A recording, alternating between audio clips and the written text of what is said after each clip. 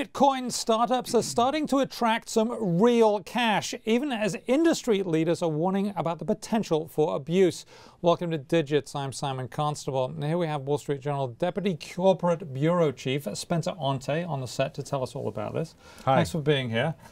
Bitcoin, we've heard a lot about it, and now there are Bitcoin startups attracting cash. Tell us about that.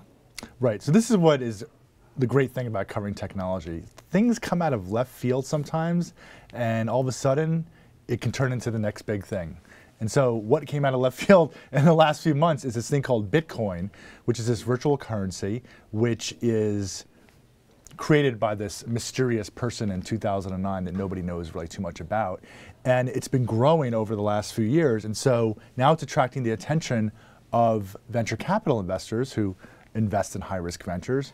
And so we reported exclusively that Union Square Ventures is just probably the biggest venture capital firm in New York, is leading an investment around $5 million into this new startup called Coinbase. And that's where you can keep your Bitcoins that you've mined or you've paid for or whatever. Yes. And so you got the safe place to keep them. You can go onto the service and you can buy and sell Bitcoin.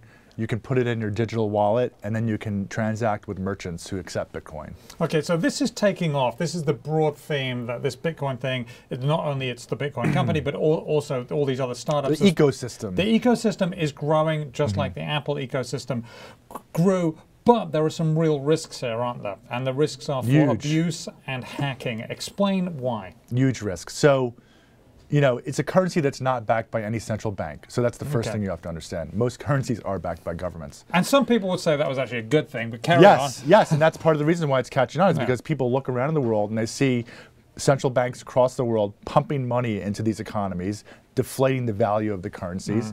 Look at what happened in Cyprus. You know, the money you had in the bank really wasn't even worth anything. And so the risk is that people can attack some of these exchanges, okay? And this happened a few months ago where there's an internet denial of service attack on Mt. Gox, which is this Bitcoin exchange based in Japan. It's the largest exchange.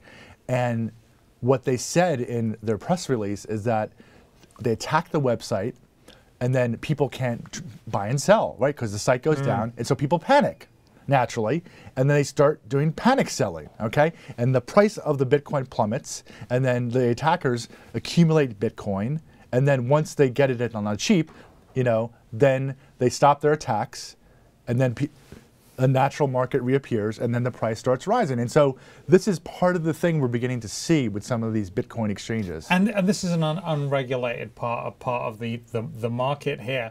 That you would think would be a real sort of thing that would make people want to shy away from it, but still people are piling into this. I've got friends who've got small businesses saying, hey, I'm going to make it so you can pay with Bitcoins now. Yeah, so one of the interesting facts about Bitcoin is that the person who created it put a cap on the number of Bitcoins at 21 million Bitcoins, right? And 11 million of them have been distributed so far. So part of the theory of the investment Bitcoin strategy is that it's a limited supply, and as demand grows, it will naturally lead to an increase in the price of this unit of currency. And so that's what some people are betting. Other people are thinking it could turn into a legitimate payment mechanism because if you use a credit card, there's a transaction fee of 2.5% to 3%. And so part of the theory is that this will spread around the world because merchants will adopt it since they're very low margin businesses, a lot of these retail establishments, and then they could basically make some more money by accepting Bitcoin. And you mentioned that the company that created this has put a limit on the number of coins.